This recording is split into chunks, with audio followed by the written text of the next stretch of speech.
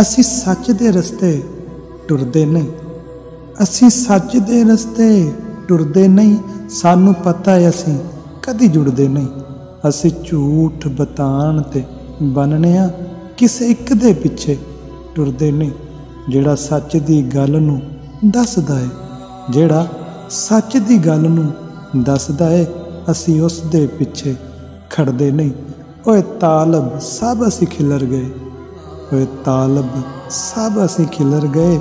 ਕਦੀ ਹੱਕ ਦੀ ਗੱਲ ਤੇ ਖੜਦੇ ਨਹੀਂ, ਕਦੀ ਹੱਕ ਦੀ ਗੱਲ ਤੇ ਖੜਦੇ ਨਹੀਂ।